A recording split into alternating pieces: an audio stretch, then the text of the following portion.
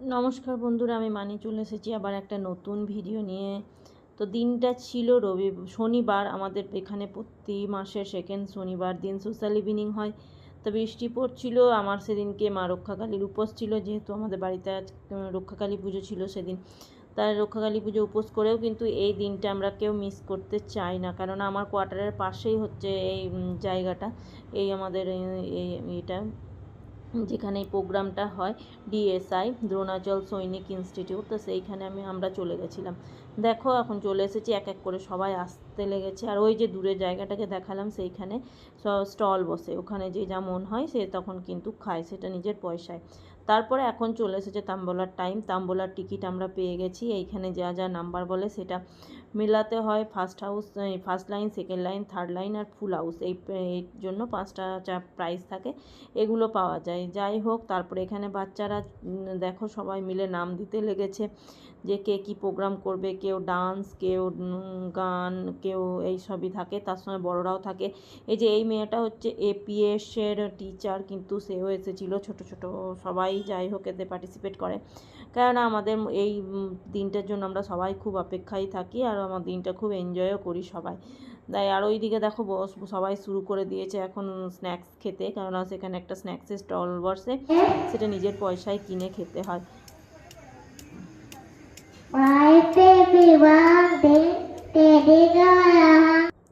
এত ছোট বাচ্চাটাও কিন্তু খুব সুন্দর কবিতা বলল। যাই হোক, বাচ্চা থেকে বড় আমিও সেখানে ফার্স্ট হয়েছিলাম সিঙ্গিংয়ে। আর এই যে মানে তোমরা দেখতে পাচ্ছ যে বউগুলো গান করছে, তারাও কিন্তু একটা একটা করে গান করছিল। যাই হোক, 10জন মতন গানে নাম দিয়েছিল, আর বড়দের আর ছোটদেরও তাই 5-7জন করে সবেতেই ছিল। আর এখানে সবাই মিলেই অনেক যেহেতু বৃষ্টি পড়তে লেগেছিলো সন্ধেবেলায় বলে ভিড়টা কিন্তু অতটা হয়নি, কেননা দূরের যারা তারা কেউ আসতে পারেনি। যাই হোক, আমরা কিন্তু সব মিলে দিনটা খুব মজা করি। আর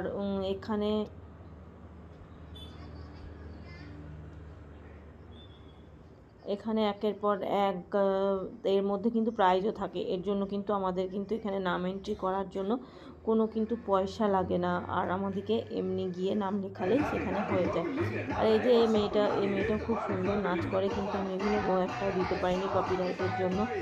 আর সবাই মোটামুটি ভালোই করে, যেহেতু আমাদের এখানে নাচও শেখানো হয়, তার জন্য নাচটাও অনেকেই করে। যে একটা মেয়ে ছিল, সেও বাঙালি।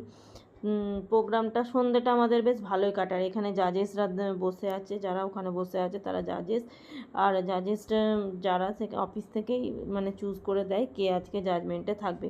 আর প্রাইজ দেওয়ার সময় কিন্তু কোনো অফিসার ম্যাডাম বা অফিসার আসেন। যাই হোক, সেদিনকে মেয়েই বেশি ছিল, অত জেন্টস আসেনি। এই বাচ্চাটাকেও তাই দেখো, এই বাচ্চাটাকে তাকে নাচ করতে বলা হচ্ছিল, কিন্তু সে গান বাজলেও কিন্তু বেশিক্ষণ নাচ করেনি, হাত পা এমনি জাস্ট হেলাচ্ছিল। আর যাই হোক, সবাই মিলে খুব ভালোই প্রোগ্রাম করে। আর এই আর কি, আর আমি চলে গেছিলাম এই কারণে, কেন শনিবার সন্ধ্যাবেলা ঘরে বসে একাই কী করবো, অভ্ররও কোচিং, অনুপমেরও অফিস, তার জন্য আমি এই দিনটা কিন্তু মিস করতে চাই না। আর বেশিরভাগ শনিবার দিনই কিন্তু আমার উপোস থাকে। আর উপোস মানে কোনো শনিবার মা কালীর উপোস থাকে, কোনো দিন থাকে বারের ঠাকুরের। তারপরে শুরু হয়ে গেছিলো বড়দের মিউজিক্যাল চেয়ার। আমি যেহেতু উপোস করেছিলাম বলে কিন্তু আমি মিউজিক্যাল চেয়ারে নাম দিইনি, কারণ আমার শরীরটা খুব মানে দুর্বল লাগছিল। তারপরে এই ম্যাডাম এসেছিলেন, ম্যাডাম এসে বোঝাচ্ছিলেন যে কীভাবে কে দৌড়াবে না করবে, কেননা কেউ সহজে দৌড়তে চাইছিল না বা হাঁটতে চাইছিল। যাই হোক, প্রোগ্রাম এখন শেষ। এই যে আমি এখন সিঙ্গিংয়ের জন্য ফার্স্ট প্রাইজ নিলাম। এরপরে একে একে সব বাচ্চারা, যারা বড়রা ছোটরা যে যেমন প্রোগ্রাম করেছে তারা সেরকম প্রাইজ নিয়েছিল। তা যাই হোক, আমরা এইভাবে এই দিনটাতে মজা করতে থাকি, খুব ভালোই লাগে। এরা সব মিউজিক্যাল চেয়ারে প্রাইজ নিচ্ছে, আর আমরাও গানের 3জন হয়েছিলাম, ফার্স্ট সেকেন্ড থার্ড। এর মধ্যে বাচ্চারা হয়। এই মেয়েটা মিউজিক্যাল চেয়ারে ফার্স্ট হয়েছিল। তো টাটা বাই বাই। ব্লগটা কেমন লাগলো জানিও।